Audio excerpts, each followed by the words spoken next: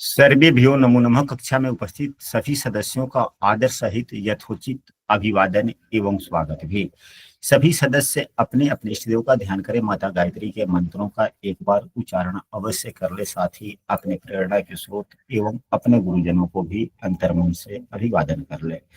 हम लोगों के द्वारा नियमित रूप से प्रतिदिन कुंडली क्लब पर आधारित कक्षा आयोजित की जाती है। यदि कोई कक्षा में नया है और हमारे प्रतिदिन की कक्षा में शामिल होना चाहते हैं तो स्क्रीन पर दिख रहे नंबर पर व्हाट्सएप पर कक्षा में कंटिन्यू हो सकते हैं, या इस वीडियो के डिस्क्रिप्शन में हमने अपने व्हाट्सएप समूह का लिंक भी दे दिया, वहां से भी आप शामिल हो सकते हैं। आज की कक्षा का प्रमुख विषय है, जैसा कि आप लोग व्हाइट बोर्ड पर देख रहे हैं, लिखा गया कि कुंडली में राजयोग कैसे देखें। पिछली कक्षाओं में हम लोगों ने भावेशों के आधार से बनने वाले योगों के बारे में अध्ययन किया। अब आज से कुंडली में ग्रहों के स्थिति के आधार पर हम लोग राजयोग सुखद योग कैसे बनता है इसका अध्ययन करेंगे। साथ ही इसमें सम्मिलित रूप से राजयोग कब कब भंग होता है, किन परिस्थितियों में होता है, हम लोग उसका भी अध्ययन करेंगे। हम लोगों का अध्ययन करने का प्रमुख आधार फलदीपिका पुस्तक है। फलदीपिका पुस्तक के पृष्ठ संख्या 163 से राजयोग अध्याय शुरू हुआ है, जो 7वां अध्याय है। पुस्तक में लिखा गया है कि यदि किसी की जन्म कुंडली में 3 या 3 से अधिक ग्रह उच्च राशि या स्वराशि में स्थित होते हुए केंद्र में हो तो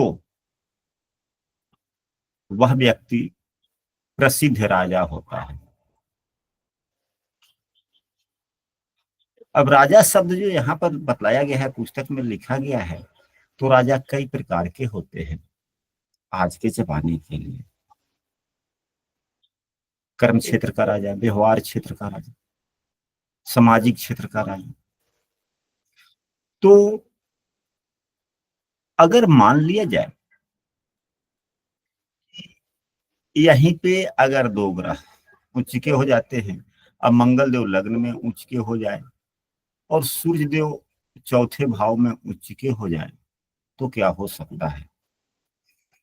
अगर मंगल देव लग्न में उच्च के हो जाए, सूर्य देव यहाँ, तो 2 ग्रह तो हो गए उच्च के। अगर यहाँ अब 7 नंबर की राशि है, इसमें शनि देव उच्च के होंगे, लेकिन इस कुंडली में नहीं है। लेकिन उदाहरण के लिए हम लोग समझने के लिए 3 ग्रहों को हम लोगों ने उच्च का बिठा दिया। गुरु जी 7म भाव में बृहस्पति हो जाएंगे तो उच्च के हो जाएंगे। हाँ, 7म भाव में देव गुरु बृहस्पति हो गए तो उच्च के हो। तो पुस्तक के कहना है कि यदि 3 या 3 से अधिक ग्रह उच्च राशि या स्वराशि में स्थित होते हुए, अब यहाँ पर शनिदेव अगर उच्च के नहीं है, अगर शनिदेव उच्च के नहीं है, स्वराशि के ही हो जाए शुक्रदेव, तब भी तो सूत्र लगा। तो राजा का मतलब यह होता है कि अपनी आवश्यकताओं से, जितनी अपनी आवश्यकताएं हैं, जिन जिन चीजों के लिए उससे अधिक विषय वस्तुओं का उपलब्ध होना, किसी भी विषय वस्तु के लिए चिंता न होना, चिंतित जीवन व्यतीत न होना, इसे कहते हैं। अब वह किस क्षेत्र में उसे इस प्रकार की प्रसिद्धि मिल सकती है, तो इसके लिए इन ग्रहों को, अब यहाँ पर सूर्य देव उच्च के हैं, मंगल देव उच्च के हैं, शुक्र देव स्वराशि के होकर के यहाँ पर मालव्य योग बना रहे हैं, चंद्रमा भी स्वराशि के हैं, 3 से अधिक ग्रह। तो ये तीनों ग्रह, यदि ये तीनों ग्रह D7 कुंडली में अच्छे स्थिति में हो, अच्छे स्थिति का मतलब कि सूर्य देव अपने स्वराशि के होकर, अपने मित्र राशि के होकर या अपने उच्च राशि के होकर, अगर D7 कुंडली के शुभ भाव में हो, अगर इसी को D9 नहीं माना जाए, अगर D7 मान लिया जाए, तो इसी D7 कुंडली में सूर्यदेव अगर यहाँ पे हो जाते हैं अपने मित्र राशि के हो, शुक्रदेव अगर यहाँ पे 9वें भाव में आ जाते हैं तो अपने उच्च राशि के हो गए, चंद्रमा की बात की जाए, चंद्रमा लग्न में ही हो जाए तो अपने स्वराशि का होगा। मंगल की बात करें तो मंगल को भी कहीं शुभ भाव में बिठा लीजिए, 10वें भाव में ही मंगल देव शुभ भाव में होगा। अगर D7 में ऐसी स्थितियां हैं तो इनके पुत्र बड़े अच्छे होंगे, संतान अच्छा होगा, एवं संतान के कार्यों से, संतान की उपलब्धियों से भी इनकी प्रसिद्धि बढ़ सकती है। अब यहां पर आप लोगों के मन में प्रश्न होगा कि अगर यह D7 कुंडली है और इस प्रकार की स्थितियां हैं तो प्रथम संतान के लिए यह ज्यादा लाभकारी हो जाता है, प्रथम संतान के लिए ज्यादा लाभकारी हो जाता है। वैसे सामान्य रूप से यह सभी संतान पर प्रभावी होता है, सभी संतान के लिए। अब इसमें देखना होगा कि यह सभी संतान के लिए सामान्यतः अच्छे होंगे, लेकिन अगर प्रथम संतान के बारे में देखना होगा, अगर पूछेंगे कि ठीक है जी आपने तो हमारे पास में 3 संतान है, कौन संतान से ज्यादा प्रसिद्धि मुझे मिलेगी, तो फिर पंचम भाव को लग्न माने प्रथम संतान के लिए। और पंचम भाव से शुभ भाव में, पंचम भाव से शुभ भाव में अगर यही चारों ग्रह अच्छे स्थिति में हैं, या इनमें से अधिक या 3 ग्रह अगर अच्छे स्थिति में हैं, तो पहला पुत्र, पहला संतान। अगर सप्तम भाव से शुभ भाव में अगर हो तो दूसरा संतान। अब यही देखा जाए, अगर प्रथम संतान की बात की जाए तो यह 1 हुआ, 2 हुआ, 3, 4, 5, 6, 7, 8, 9, 10, 11, 12। अब इन भावों में अगर पंचम भाव को आधार माना गया तो एक यह हो गया एक। अब यहाँ पे शनिदेव बीचों में नहीं है तो शनिदेव को नहीं लेंगे। चंद्रमा यहाँ पे है तो चंद्रमा यहाँ पर ठीक है। तत्कालिक मित्रता एवं शत्रुता भी देखनी चाहिए, वह लग्न कुंडली में, बर कुंडलियों में नहीं। तो यहाँ पर शनि एवं चंद्रमा तत्कालिक मित्र हैं, और यह जो D7 कुंडली में आ गए तो अपने मित्र की राशि में आ गए, मित्र से युद्ध हो गए, भावेश के साथ में ठीक है। अगर यही शनि एवं चंद्रमा का तत्कालिक शत्रुता होता तो फिर यहाँ पर यह सुखद स्थितियां नहीं होती। तो सूर्य अच्छी स्थिति में हो गए, चंद्रमा अच्छी स्थिति में हो गए, इसके बाद में शुक्र को देखा जाए कि शुक्रदेव कहाँ है, तो शुक्रदेव यहाँ पर है 5वें, इस भाव से 5वें भाव में हो गया तो ठीक हो गया, अभी 3 अच्छे हो गए। यह मंगल अच्छी स्थिति में नहीं है, 6ठा भाव में होगा, ठीक नहीं। 7, 8, 9 चंद्रमा भी अच्छे भाव में होगा, था पंचम भाव से कितने ग्रह अच्छे गुरु भाव जी, में हो गए? हाँ जी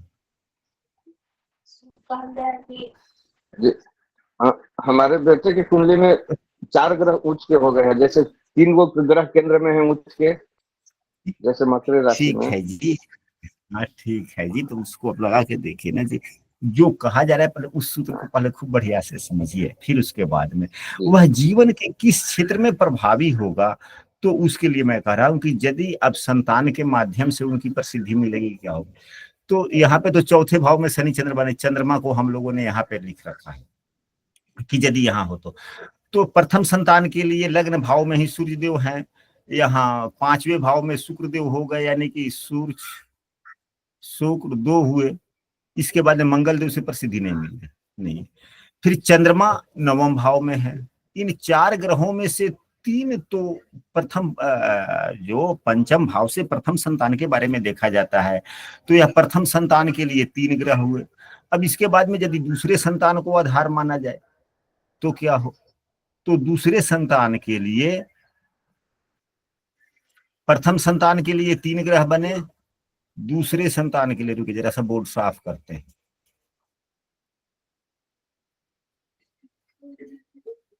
हाँ, प्रथम संतान के लिए 3 ग्रह बने, दूसरे संतान के लिए 7वें भाव से देखेंगे तो 7वें भाव से यह 1, 2 नहीं हुआ, 3 नहीं हुआ, 4 नहीं हुआ, 5 नहीं हुआ, 6ठा यानी नहीं ना, एक में मंगल देव यहाँ पर है तो लग्न में ही मंगल है, ठीक है, एक यह ग्रह बना, दूसरा तीसरा चौथे भाव में ना, मंगल देव को तो हम लोगों ने यहाँ माना है ना, तो 1 2 3 4, एक यह बना,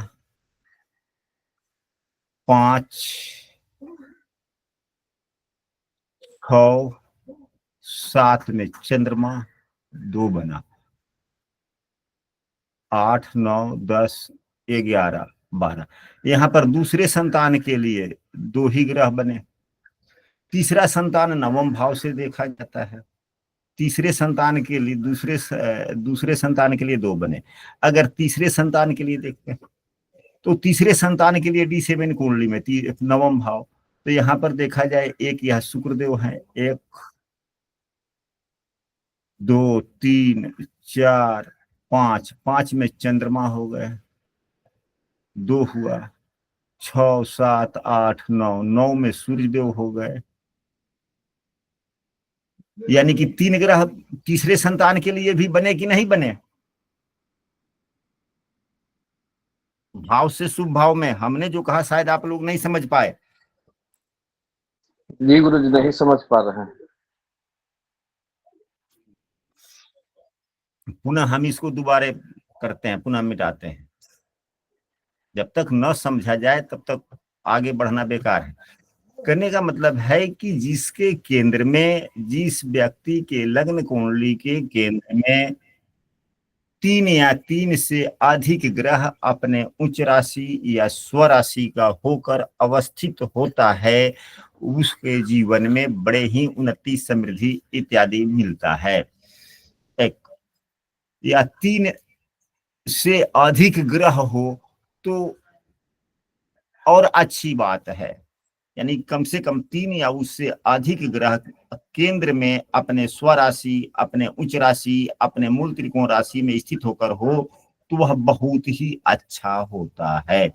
अब इस उदाहरण कुंडली में हम लोगों ने सूर्य को यहाँ पर चौथे भाव में लिखा है, मंगल देव को लग्न भाव में लिखा है, दिन वो ऊंच के हो गए, शुक्रदेव 10th भाव में। हालांकि शुक्रदेव जब सूर्य यहाँ होंगे तो शुक्रदेव यहाँ हो ही नहीं सकते, कि हो सकते हैं? नहीं हो सकते, नहीं हो सकते, शुक्रदेव हो ही नहीं सकते, क्योंकि सूर्य देव के अगल बगल में ही शुक्र रहते हैं। जी गुरु जी। हाँ, आप लोगों को यही बात करनी चाहिए। तो यहाँ पर किसी भी 7th भाव में बृहस्पति को बैठा देंगे तो हो जाएगा। हाँ, 7th भाव में देव गुरु बृहस्पति को बिठा लीजिए। वो तो गुरु चंद्रमा अपने राशि के बैठे ही है वहां पे, तो क्या चंद्रमा अपनी राशि के बैठे ही है वहां तो। हाँ, तो चंद्रमा अपने राशि के बैठ गए, हो गए 3 ग्रह हो गए, रहने दीजिए।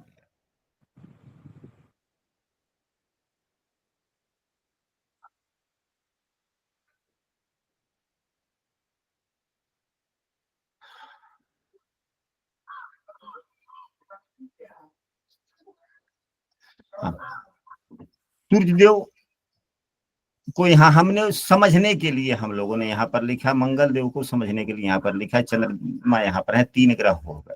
अगर 3 से अधिक ग्रह अपने उच्च राशि या स्वराशि या मूल त्रिकोण राशि के होकर के केंद्र में होते हैं, वह व्यक्ति उत्तरोत्तर समृद्धि पाता जाता है, अपनी आवश्यकताओं की पूर्ति हेतु, अपनी इच्छाओं की पूर्ति हेतु उसके पास में आय के सभी साधन होने का होता है या वृद्धि होता चला जाता है। इसी को राजयोग कहते हैं या राजा कहते हैं।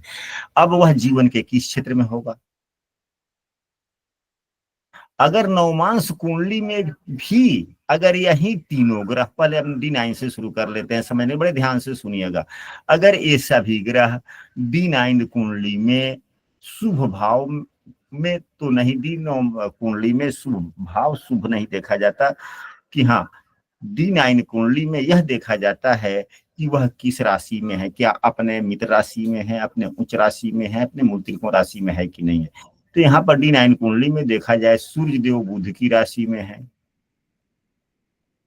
जिस राशि में जो ग्रह बैठे उस राशि का स्वामी बैठे हुए राशि को मित्र बैठे हुए ग्रह को मित्र मानता है कि नहीं, तो बुध देव सूर्य को मित्र मानते हैं, तो यहाँ इनकी अच्छी स्थिति हो गई। इसके बाद में चंद्रमा को लिया जाए कि चंद्रमा कहाँ है, तो चंद्रमा यहाँ पर शनि की राशि में। तो यह देखा जाता है नवमांश कुंडली में कि वह ग्रह जिस राशि में बैठा हुआ है, वह राशि का स्वामी बैठे हुए ग्रह को किस नजरिए से देख रहा है, शत्रु से या मित्र से। तो अब यहां पर प्रथम दृष्टिया शनि देव चंद्रमा को शत्रु मानते हैं, परंतु यह तो सामान्य नियम है जो सभी पर लागू होता है, लेकिन कोई भी व्यक्ति प्रकृति में सामान्य नहीं होता, वह सभी के सभी व्यक्ति प्रकृति के लिए विशेष होते हैं। तो आपकी जिसकी यह कुंडली है उसके लिए विशेष नियम क्या है, उसको लग्न कुंडली में देखेंगे कि शनि एवं चंद्रमा में मित्र तत्कालिक मित्रता है कि नहीं है। तत्कालिक मित्रता भी प्रभावी होते हैं। तो यहाँ पर शनि एवं चंद्रमा में तत्कालिक मित्रता है, इसलिए उतना नुकसानदायक स्थिति नहीं है। 2, मंगल की बात की जाए तो मंगल देव नवमांश में भी अपने अच्छी राशि में है, उच्च की राशि में है। नवमांश कुंडली में ग्रहों की युतियां नहीं, मतलब कि राहु से युति है तो वह प्रभावी है या अप्रभावी, यह नवमांश कुंडली में नहीं देखा जाएगा। हाँ, यदि दाम्पत्य जीवन का फलादेश करना हो तो वहां पे युतियों का प्रभाव देखा जाएगा, लेकिन जीवन के अन्य क्षेत्रों में नहीं। तो यहाँ पर मंगल की स्थिति अच्छी हो गई। फिर इसके बाद में अगर तीनों ग्रहों की स्थिति कुछ सामान्य है या कुछ अच्छा है, तो बैठे हुए जिस राशि में ये बैठे हुए हैं उस राशि को हम लग्न कुंडली में देखेंगे कि लग्न कुंडली में वह ग्रह कहाँ है, मतलब वह राशि कहाँ है। तो मंगल देव की जो राशि है वह लग्न कुंडली में केंद्र भाव में है, लग्न में ही है, इसलिए यह उत्तम हो गया। चंद्रमा की बात की जाए तो चंद्रमा 11 नंबर की राशि में है। 11 नंबर की राशि लग्न कुंडली के दूसरे भाव में है। तो दूसरे भाव में बैठना अशुभ नहीं होता है। कम से कम अगर नवमांश कुंडली के जिस राशि में जो ग्रह बैठा हुआ है वह लग्न कुंडली के 6ठे, 8वें, 12वें की राशि होती है तो नुकसानदायक होता है। सूर्य देव की 3 नंबर की राशि है, यह राशि लग्न कुंडली के 6ठे भाव में है। यहां से यह नियम बनता है कि नवमांश कुंडली में अगर ग्रहों की स्थितियां खराब होती है तो सामान्यतः जीवन के हर क्षेत्रों में कुछ ना कुछ स्थितियां खराब होती है। तो अब यहाँ पर देखा जाए कि अगर यही सूर्यदेव अगर उच्च राशि के हैं तो क्या जीवन के हर क्षेत्र में प्रसिद्धि वगैरह देंगे?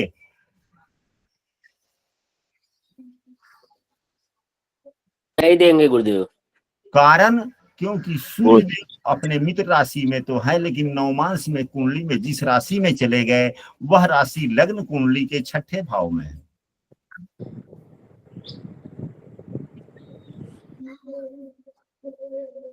वह राशि लग्न कुंडली के 6ठे भाव में है, इसलिए यह राजयोग बनता हुआ राजयोग भी नहीं हो पाया।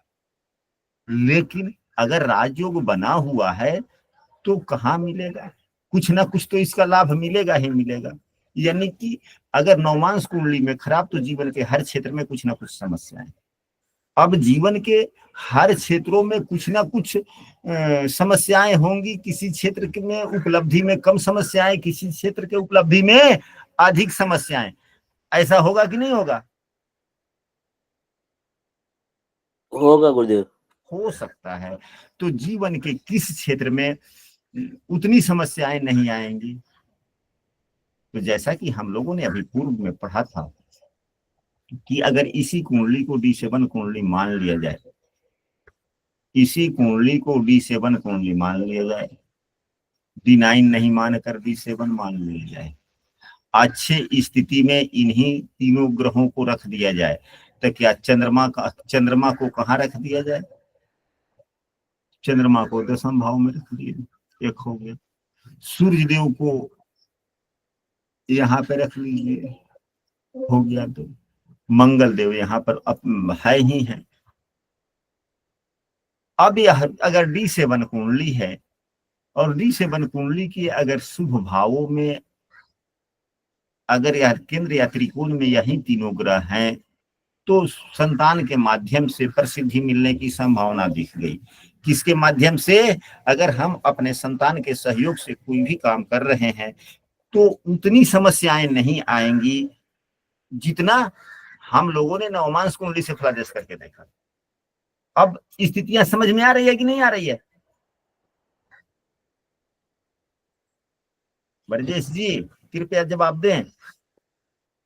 जी गुरुजी, अब स्पष्ट हो गई। अब स्पष्ट हो गई। अब यहाँ पर पुत्र के माध्यम से या संतान के माध्यम से, पुत्र ही नहीं कह सकते, पुत्र पुत्री दोनों में कोई से भी। अब पुनः प्रश्न कोई कर सकता है कि हाँ गुरुजी, हाँ पंडित जी, यह बतलाए कि हमारे पास में तो 3 संतान है, 4 संतान है, 2 संतान है। यदि 1 संतान है तब तो प्रश्न ही नहीं उठता। 1 संतान है तो क्या प्रश्न उठेगा? नहीं गुरुजी, नहीं उठेगा। अगर यानी कि इसमें स्पष्ट हो कि संतान से राजयोग की प्राप्ति होगी। संतान के माध्यम से अगर हम या उनके सहयोग से, संतान के माध्यम या उनके सहयोग से हमें समृद्धि की प्राप्ति होगी, तो यदि 1 संतान है तब तो फिर कोई प्रश्न नहीं।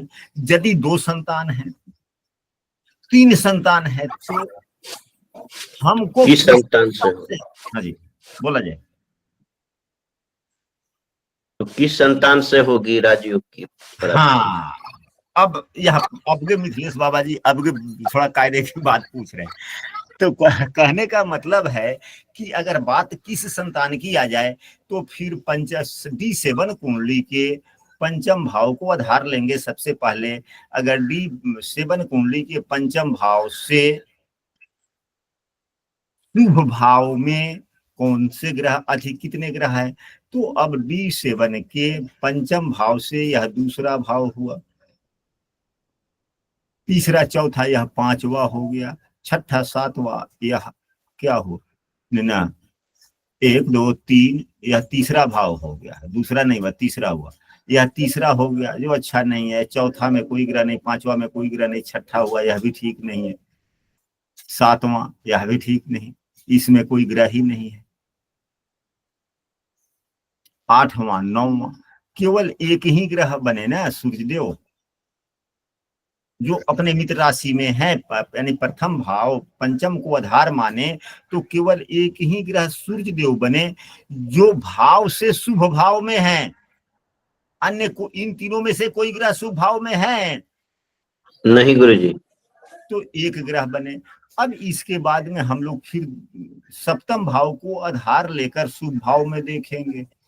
तो सप्तम भाव को आधार लिया हम लोगों ने, तो सप्तम भाव में एक ग्रह मंगल देव, यहाँ या दूसरा तीसरा चौथे में, यहाँ पर कौन सा ग्रह लिखे थे? चंद्रमा लिखे थे, और यहाँ पर सूर्य लिखे थे। हाँ चलिए, तो जब सप्तम भाव को हम लोगों ने आधार माना तो सप्तम भाव में एक ग्रह लग्न, 1 2 3 4 2 ग्रह हुए, 3 4 4 5 6 7 यह भी केंद्र में हो गया। यानी कि ये तीनों के तीनों ग्रह दूसरे संतान के लिए तीनों ग्रह शुभ भाव में हो गए कि नहीं हो गए? जी गुरुजी। तो प्रथम संतान के सहयोग से ज्यादा उन्नति समृद्धि मिलेगी या दूसरे संतान के माध्यम से? दूसरे संतान से। अब बोला जाए, अब किसी को कोई समस्या हो तो बोले।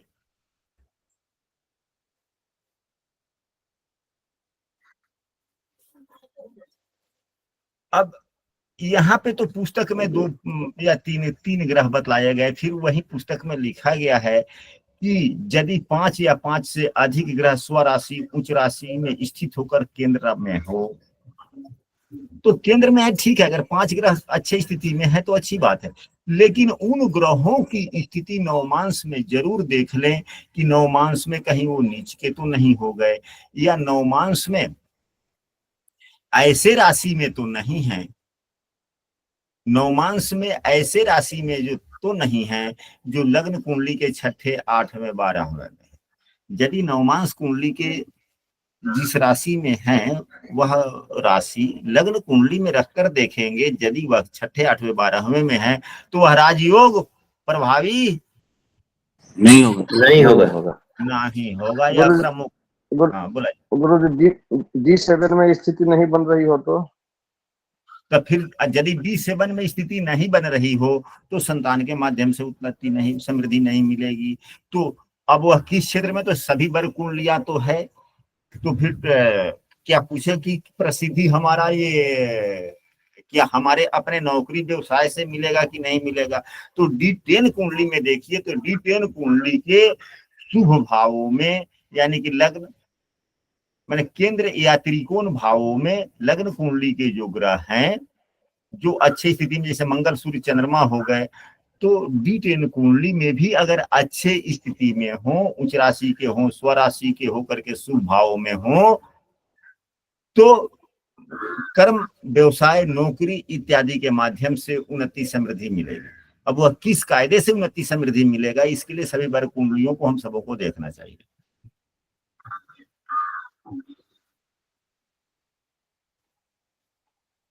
अब बातें स्पष्ट हो गई। और D9 में बन रही हो तो फिर गुरु जी अगर D9 में बन रहा है तो जीवन के हर क्षेत्र में कुछ ना कुछ लाभ प्राप्त होगा। जी जी क्योंकि D9 कुंडली जो होता है वो उसे सहयोग की कुंडली कहते हैं। क्या कहते हैं? सहयोग कुंडली। सहयोग। जी वास्तविक सहयोग कुंडली D9 कुंडली ही है। क्योंकि इसीलिए पत्नी जो है या पति या दाम्पत्य जीवन एक दूसरे के पूरक होते हैं। इसलिए D9 कुंडली से देखा जाता है। D9 कुंडली को अनुपूरक कुंडली, पूरक कुंडली, आत्मा कुंडली, सभी कुंडली कहा जाता है। लग्न कुंडली का आत्मा कुंडली भी कहा जाता है।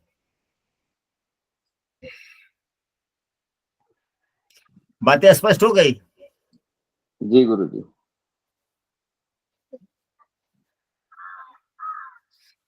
अब इसी के बाद में दूसरे श्लोक में यह बतलाया जा रहा है कि यदि कोई राजा के वंश में पैदा हो और उसकी कुंडली में कोई दुर्योग न हो। दुर्योग कई प्रकार से होते हैं। दुर्योग कई प्रकार के होते हैं। जो सामान्य दुर्योग है, जो जिसे सामान्य स्थितियां खराब कहते हैं, उसके लिए पुस्तकों में जो बतलाया गया है, हम सभी उसके बारे में प्रतिदिन चर्चा करते हैं, उसको हम लिख देते हैं।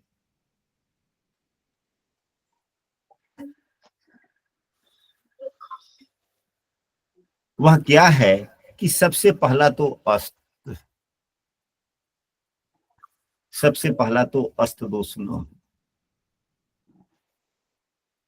नीच का न हो। तो यह नीच वर्ग कुंडलियों में देखा जाएगा। क्योंकि नीच का हो गया, यहाँ पर तो कहा जा रहा है कि अपने स्वराशि या उच्च राशि का है तो लग्न कुंडली में तो खराब होगा ही नहीं।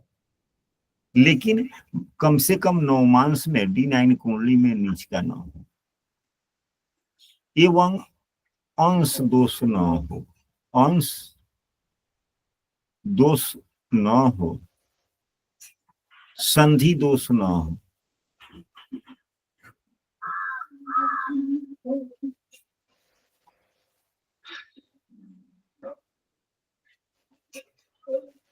मतलब दुर्योग कम से कम इन तीनों को, चारों को देखें। 1 2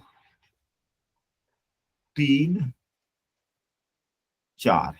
क्या इस चारों शब्द को आप लोग पूर्व से समझते हैं? अस्त के बारे में तो पूर्ण रूप से समझ रहे हैं ना कि ग्रह कब अस्त होता है। जी जी। कम से कम संबंध प्रश्न जिस क्षेत्र का हो, या कम से कम D9 कुंडली में ग्रह नीच का ना हो, ग्रह अंश संधि दोष पर चर्चा कर दीजिए। हाँ बस कर रहे हैं। ग्रह अंश दोष में न हो। अंश दोष का मतलब यह होता है कि कोई ग्रह 28 अंशों से अधिक 2 अंशों से कम होता है तो अंश दोष में हो जाता है। क्योंकि वह ग्रह बाल अवस्था में, पूर्ण बाल या पूर्ण मृत अवस्था में माना जाता है। कई विद्वान लोग कहते हैं कि 29 अंश से 1 डिग्री। बात वही है। हमारे ही कई गुरुजन हैं, शिक्षा तो कई गुरुजनों से लिया जा सकता है। तो हमारे कई गुरुजनों ने, अधिकांशतः गुरुजनों ने 28 से 2 अंशों तक के बीच की बात बतलाई है। गुरुजी अगर लग्नेशियन अंश दोष में आ जाए तो? तब तो और गलत हो गया। लग्नेश अंश दोष में आ जाए तो वही गलत हो गया, क्योंकि वही लाभ नहीं ले पाएगा। लाभ तो देने वाला दे सकता है, यानी जिस ग्रह के माध्यम से लाभ मिलना है उस ग्रह तो दे रहे हैं, लेकिन जब व्यक्ति स्वयं, लग्नेश व्यक्ति स्वयं होता है, तो जब स्वयं ही दूषित हो जाएगा तो फिर उसका लाभ क्या वह ले पाएगा। अब मैं ही अब यहीं पे बैठा हूं, अब दूसरे किसी की चर्चा नहीं, हम और आप ही। अगर आप ही एज ए टाइम 2 मिनट के लिए आप ही अगर गुरु हैं, मैं शिष्य हूं, चाहे मैं गुरु आप शिष्य, कोई तो कोई एक मानेंगे। आप ही गुरु हैं, मैं शिष्य हूं, आप मुझे सिखलाना चाहते हैं, आप मुझे सिखलाना चाहते हैं, परंतु हम अपने मानसिक स्थितियों के विचलन के कारण, चंचलता के कारण आप समझाते जा रहे हैं, हमारा ध्यान इधर से उधर हो, क्या हम सीख पाएंगे? नहीं गुरुजी। क्या हम जो है, अगर बाल अवस्था तो चंचलता के कारण नहीं सीख पाएंगे, अगर मृतावस्था में है, यानी कि ग्रहों के कारण हम कर रहे हैं लगने की बात, अगर हम मृतावस्था में हैं तो बेसुध पड़े हुए हैं, चेतना ही नहीं है, चंचल तो हम नहीं है, चेतनाहीनता के कारण आप तो समझा रहे हैं कि अब भाई मेरा शिष्य समझ रहा है, लेकिन कोई प्रभाव नहीं पड़ा, तो क्या लाभ मिलेगा? नहीं मिलेगा गुरुजी, उसके लिए भी क्या किया जाए? तो उसके बल को बढ़ाया जाए, उसके उपाय किए जाएं। अब वह कौन सा लग्नेश है, इस पर भी आज ही की कक्षा में हम चर्चा कर लेंगे। चंद्रमा गुरुजी कर्क राशि कुंडली है, 29 अंश के हैं। ठीक है, ठीक है, ठीक है, ठीक है, ठीक है, पहले पूरी इस बात को समझ लेने दीजिए, तो अंश दोष में ना हो, इसके बाद में संधि दोष पर ना हो, संधि दोष में ना हो। संधि दोष क्या होता है? तो सामान्यतः संधि दोष 2 प्रकार से देखे जाते हैं, एक भाव संधि, एक लग्न संधि। यानी कि तो हमारे गुरुजन कहते हैं कि भाव संधि से भी देखा जाए, लग्न संधि से भी देखा जाए, आज यदि दोनों में किसी एक कायदे से देखते हैं तो लग्न संधि की प्राथमिकता दिया जाए, ये हमारे गुरुजनों का कहना है। तो हम भी अपने गुरुजनों के शिक्षा के आधार पर हम फलादेश करते हैं, और हम सुझाव भी देते हैं कि जो हमारे गुरुजनों ने हमें दिया वही तो हम आपको भी देंगे।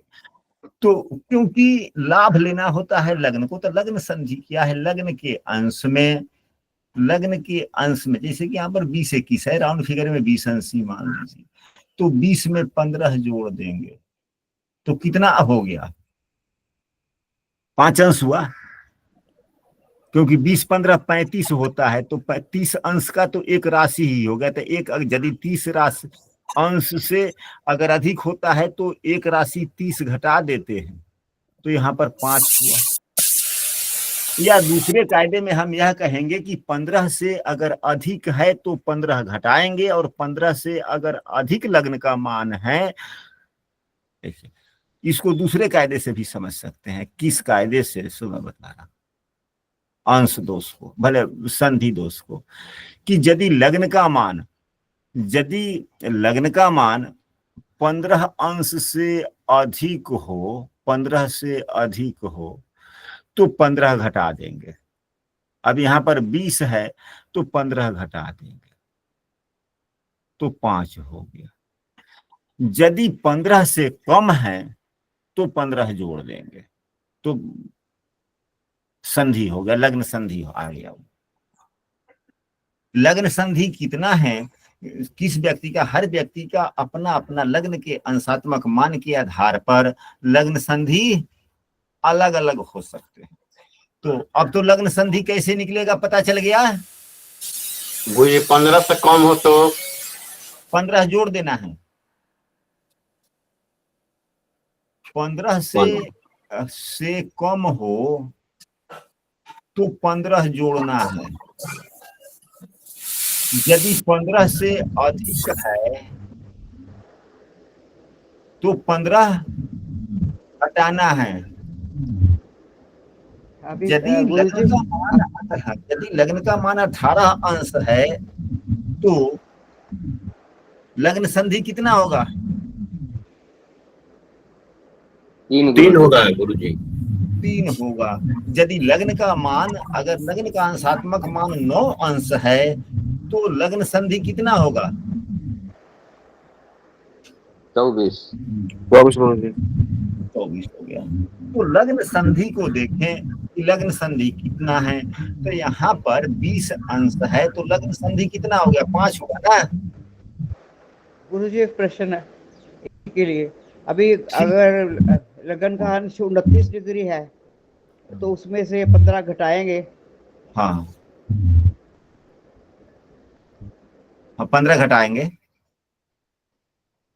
तो 14 हो गया लग्न संधि। हो गई बातें, आगे बढ़ा जाए। जी गुरुजी। तो यहाँ पर देखा जाए कि लग्न का मान 20 अंश है, तो अब यहाँ पर लग्न संधि जो हुआ वह 5 अंश हुआ। अगर यह राजयोग प्रदाता ग्रह, राजयोग प्रदाता ग्रह जो जितने हम लोगों ने यहाँ पर बिठाए थे, यहाँ चंद्रमा है, यहाँ पर हम लोगों ने सूर्य लिख लिया था, यहाँ पे हम लोगों ने मंगल लिखा था। अगर इन ग्रहों में से कोई ग्रह अगर लग्न संधि पर हो तो मंगल का देखा जाए अंशात्मक मान 1142 है। कितना है? 1142। तो यह देखें कि अब लग्न का अंशात्मक मान 20 है और लग्न संधि 5 है और यह 1142 है, तो क्या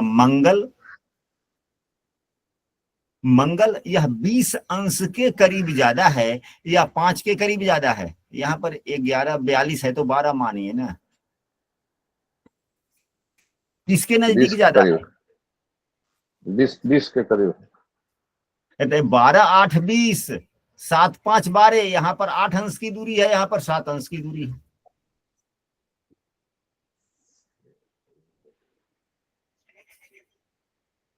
तो यह फल देंगे लेकिन उतने अधिक नहीं देंगे जितना मिलना चाहिए। अगर यह लग्न के अंश के नजदीक में रहते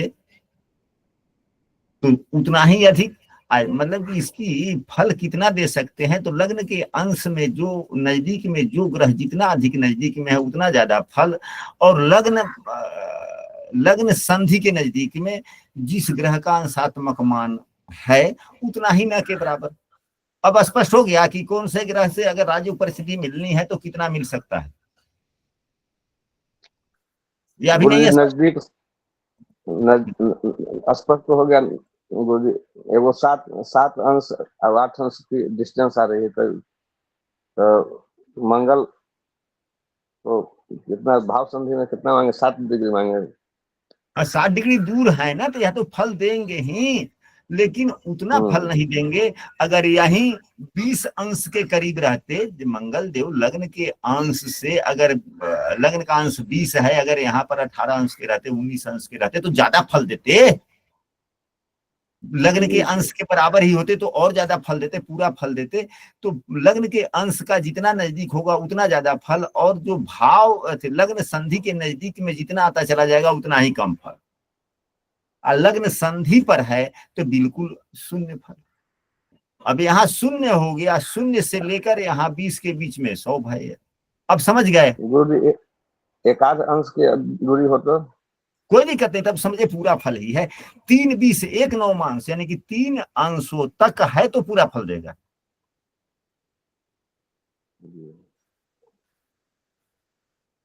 एक 9 कितने का होता है? 3 20 का होता है ना। जी जी। 1 9 तक की दूरी है तो पूरा फल देने में समर्थ है। और यदि यही 5 हुआ तो 5 में 3 20 जोड़ दीजिए ना, तो 5 3 8 20। अगर 8 20 तक का जो भी ग्रह है, अब यहाँ पर 8 20 में कोई ग्रह है, यहाँ पर देखिए, यहाँ 8 20 से थोड़ा बाहर हो गए, सूर्यदेव थोड़ा फल देने वाले हैं। यहाँ पर देवगुरु बृहस्पति क्या है? 8 5 54 है ना। सूर्यदेव क्या फल दे पाएंगे? नहीं दे पाएंगे।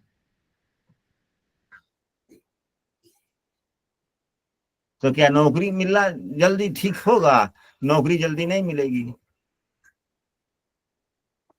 नौकरी अगर इस व्यक्ति के लिए नौकरी की बात की जाए तो क्या मिल सकती है क्या, या नौकरी में समस्याएं आएंगी कि नहीं आएंगी? आएंगे गुरुजी। क्योंकि लग्न के अंशात्मक मान से सूर्य का अंशात्मक मान पूर्ण रूप से लग्न संधि पर आ गया। इसके अलावे यहाँ पर दसम भाव में जो सूर्य की राशि है वह सूर्य की राशि यहाँ पर सूर्य की नीच राशि है, सूर्य की नीच राशि है। यहाँ पर जब भी गुरु गोचर वगैरह के कारण यहाँ पर जब आएंगे या अपने उच्च राशि में जब सूर्यदेव गोचर कर रहे होंगे तो यहाँ पर भाव पर नीच दृष्टि दशम भाव पर पड़ेगी, तो सूर्यदेव के कारण तो और खराब हो सकता है ना, नौकरी इत्यादि की समस्याएं।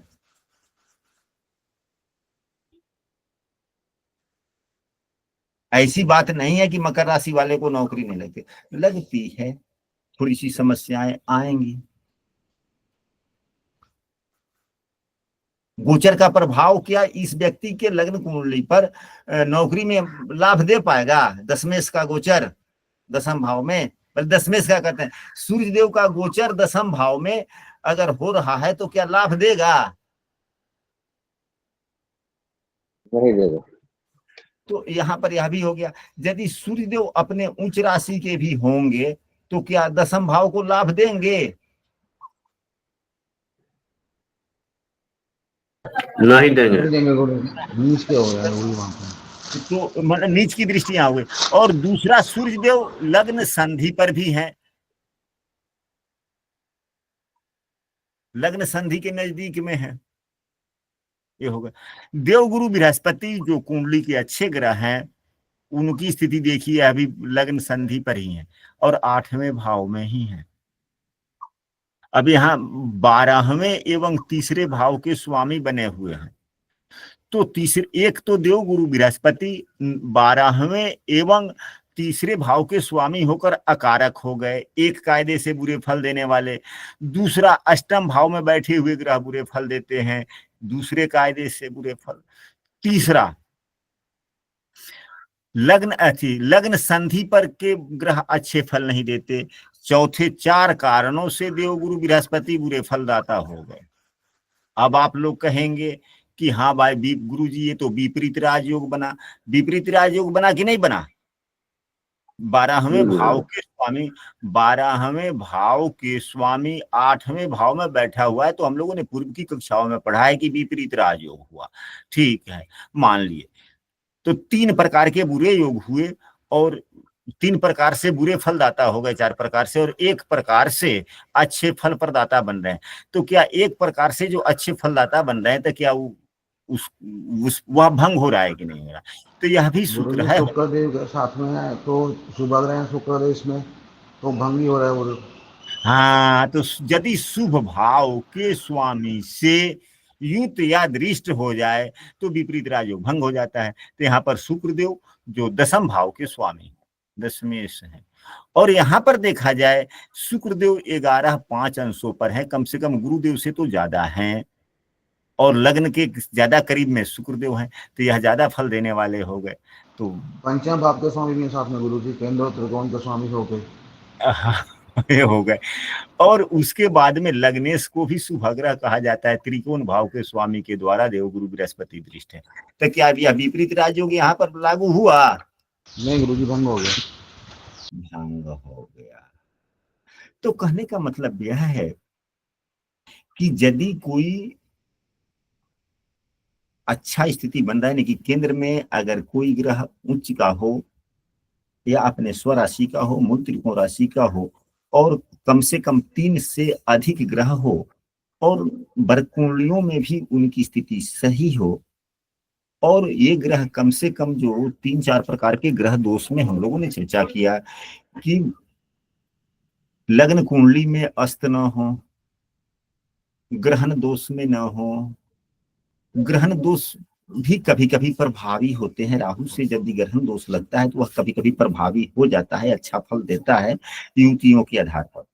तो ग्रहण दोष में है, अगर शुभ फल प्रदाता है तो ठीक है, नहीं तो नुकसानदायक हो गया। अस्त में ग्रहण दोष में है तो। इसके अलावे अंश दोष यानी कि 28 अंशों से 2 अंशों के बीच में ग्रह ना हो, इसके बाद में लग्न संधि पर ना हो, तो और कम से कम जिस जीवन के जिस क्षेत्र से संबंधित प्रश्न है उस क्षेत्र से संबंधित वर्ग कुंडली में नीच का न हो, तो अच्छा फल देता है। और नहीं, अगर यह दोष होते हैं तो कुंडली में योग तो दिखते हैं, परंतु वह योग प्रभावी असर नहीं होते हैं। नहीं। तो हम लोगों ने आज की कक्षा में 100 फल दीपिका पुस्तक के 163 पृष्ठ पर का हम लोगों ने अपने ज्ञान एवं अनुभव के आधार पर अध्ययन करने का प्रयास किया। अगली कक्षा में इससे आगे हम लोग अध्ययन करने का प्रयास करेंगे। तीसरा श्लोक से गुरुजी। हाँ,